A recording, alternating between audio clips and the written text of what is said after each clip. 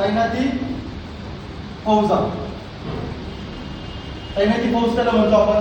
आता तैनाती फौज 1799 ते 1805 ह्या काळामध्ये बंगालचा गव्हर्नर होता रिचर्ड वेलेस्ली. कोण होता? आता हा जो रिचर्ड वेलेस्ली, ह्या रिचर्ड वेलेस्लीने काय केलं तर तैनाती फौजेचा करार केला. आता तैनाती फौजेचा करार म्हणजे काय आपल्याला ते लक्षात देणं गरजेचं. आता ह्या रिचर्ड वेलेस्लीने काय केलं तर ह्या रिचर्ड वेलेस्लीने भारताचे लोक जमवले. ठीक आहे. आता किती लोक जमवले तर ह्यांनी 50,000 लोक जमवले. किती? 50,000 लोक जमवले. आणि त्याचंच त्यांनी काय केलं सैन्य तयार केलं. काय केलं? सैन्य तयार केलं. कोणी केलं तयार? रिचर्ड वेलेस्लीने काय केलं 50,000चं काय केलं सैन्य तयार केलं. ठीक आहे. आता आपल्या भारतामध्ये विविध राज्य होते का? राज्य होती ना आपल्या भारतामध्ये, होती का राज्य? म्हणजे प्रत्येक राज्य राजा असायचा. आपल्या पहिलं माहिती का तुम्हाला? राजा असायचा. मग राजा काय करायचा? आपलं राज्य कारभार करायचा. ह्या राज्यात हे राजे काय करायचे एकमेकांवरती आक्रमण करायचे. का आक्रमण करायचं? कारण की त्यांची जमीन त्यांना पाहिजे असायची है ना, साम्राज्य पाहिजे होतं. प्रत्येक जण काय करायचं आपलं साम्राज्य वाढवण्याचा प्रयत्न करायचा. ठीक आहे. आता ह्याच्यामध्ये अजून काय व्हायचं की एखाद्या राजाकडे काय व्हायचं पैसे जास्त असायचे, एखाद्या राज्याकडे काय असायचं सैनिक जास्त असायचे. म्हणजे दोन्हीकडे समजा ह्याच्याकडे काय असेल पैसे जास्त असेल तर ह्याच्याकडे सैनिक कमी असतील, ह्याच्याकडे काय असेल पैसे जास्त असेल पण ह्याच्याकडे काय असेल सैनिक कमी असेल. ठीक आहे. आता तैनाती फौजेचा करार म्हणजे काय केलं तर हे लोक काय करायचे, आता हा राजा समजा ह्याच्याकडे सैनिक कमी आहे, काय असेल तर सैनिक कमी, मग हे काय हा राजा काय करायचा ह्या रिचर्ड वेलेस्लीकडून म्हणजे तैनाती फौजेकडून इथून काय करायचा हा उधारीवरती म्हणजे भाड्याने, म्हणजे काय करायचं भाड्याने काय घ्यायचा सैन्य घ्यायचं. काय करायचा सैन्य घ्यायचा. आणि हे सैन्य कशाचा उपयोग करायचा की समजा एखाद्या दुसऱ्या राज्याबरोबर काय करायची लढाई करायची त्यावेळेस त्याचा उपयोग करून घ्यायचा. समजा तुम्हाला काय करायचं म्हणजे हा समजा इथनं काय घ्यायचा सैन्य घ्यायचा. कुणाकडून भाड्याने घ्यायचा? रिचर्ड वेलेस्लीकडून. ठीक आहे. आता काय झालं, आता हे दोघांचं काय झालं, हे काय करायचे आता समजा आता ह्याच्याकडे काय आले सैनिक आले म्हणजे यांनी सैनिक ह्याचे कुणाचे ठेवले इंग्रजांचे ठेवले, म्हणजे कुणाचे ठेवले ईस्ट इंडिया कंपनीचे सैनिक ठेवले. ठीक आहे. आता ह्यांनी पण ठेवले आणि समजा ह्यांनी पण ठेवलं असं दोघांनी ठेवलं. आता झालं काय की ज्यावेळेस 1803 कधी झाला तो रिचर्ड वेलेस्ली कधी होता 1805 पर्यंत, म्हणजे 1853 पर्यंत ज्यावेळेस आपला डलहौसीचा काळ येतो तोपर्यंत त्यावेळेस काय झालं की ह्या राज्यांवरती येणारा भार म्हणजे कशाचा भार पैशांचा भार. पैशांचा भार म्हणजे कसा भाडं, जे सैनिकांचं भाडं हे भाडं काय झालं वाढत गेलं. हे वाढत गेलं ना त्यांच्यावरती काय झाला बोजा आला. कुणावरती? ह्या राज्यावरती बोजा आला. मग ह्या राज्यावरती बोजा आल्यामुळे काय झालं की ह्यांनी काय केलं डलहौसीने काय केलं मग त्यांना सांगितलं की तुम्ही तुमचं राज्य खालसा करून टाका, म्हणजे तुम्ही इकडून जा. आता का जा? कारण की इथं राज्य कोण करणार आता आम्ही करणार. का? कारण की तुम्ही पैसे देऊ शकत नाही. समजा एखाद्या तुम्ही भाड्याच्या घरात राहता का, पण भाडं जर दिलं नाही तर ते मालक काय करतो ना. मग सेम अशी परिस्थिती झाली आपल्यामध्ये. काय झालं की मग त्यांनी काय सांगितलं की तुम्ही इथून निघून जा. ठीक आहे.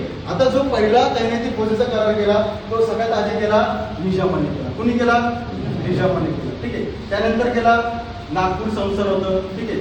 त्यानंतर सातारा संस्थान असेल. ह्या संस्थानाने काय केलं, या संस्थाने काय केलं तैनाती फौजेचा करार केला, म्हणजे सैनिक काय केलं त्यांनी भाड्याने घेतले. ठीक आहे. आता त्यानंतर काय झालं 1802 मध्ये इंग्रज आणि मराठ्यांमध्ये युद्ध झालं. काय झालं? इंग्रज आणि मराठ्यांमध्ये युद्ध झालं. कुणामध्ये? इंग्रज आणि कुणामध्ये मराठ्यांमध्ये युद्ध झालं. ठीक आहे. आता ह्या युद्धामध्ये कुणाचा पराभव झाला तर मराठ्यांचा पराभव. ठीक आहे. त्याच्या अगोदर आपल्याला काय बघायचंय 1775 ते 80. ठीक आहे. ह्या काळामध्ये पण काय झालं इंग्रज आणि मराठ्यांमध्ये युद्ध झालं. कुणामध्ये?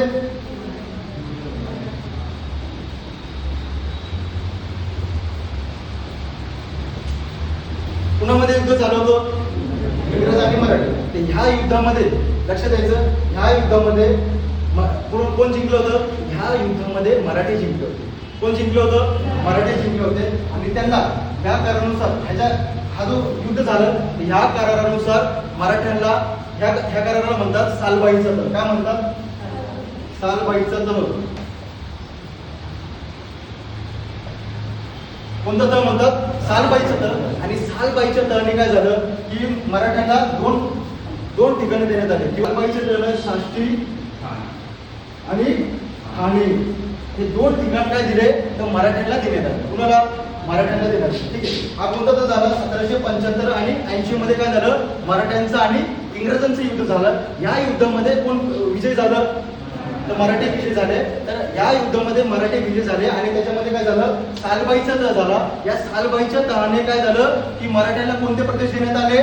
साष्टी आणि ठाणे हे प्रदेश पुन्हा देण्यात आले मराठ्यांना देण्यात आले. ठीक आहे. त्यानंतर आपण जे बघितलं 1802 मध्ये परत पुन्हा युद्ध झालं, इंग्रज आणि मराठ्यांचं युद्ध झालं. तर ह्या युद्धामध्ये कुणाचा पराभव झाला?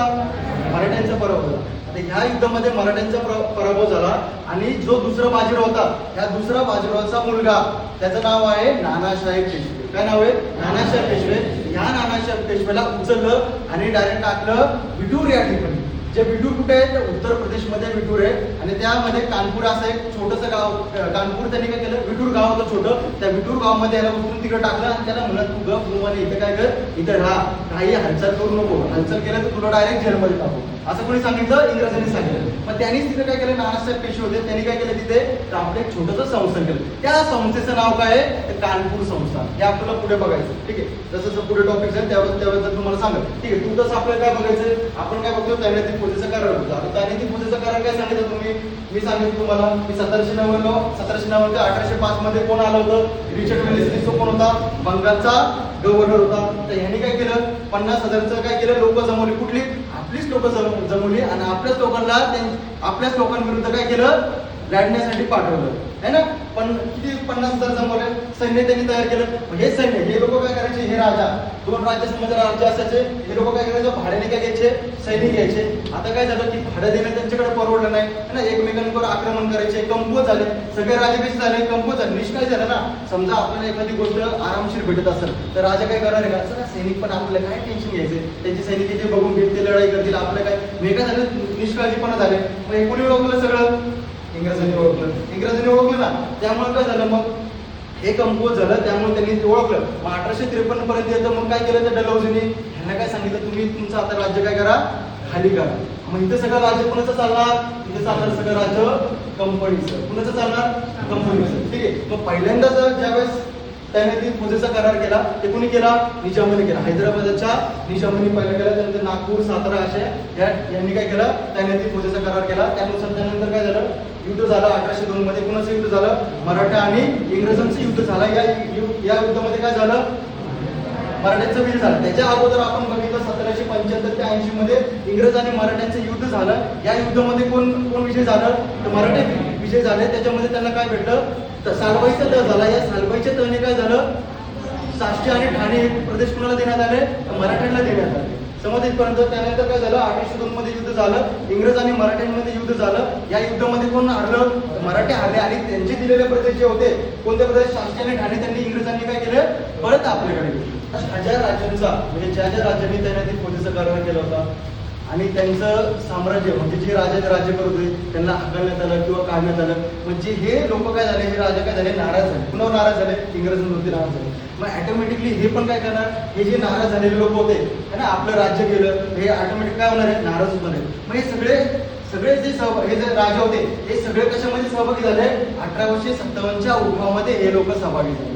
म्हणजे यांनी काय केलं इंग्रजांविरुद्ध युद्ध केलं. कधी 1857 हे पण लोक सहभागी झाले. हे पहिलं कारण होतं कशाचं 1857च्या उठावाचं पहिलं कारण.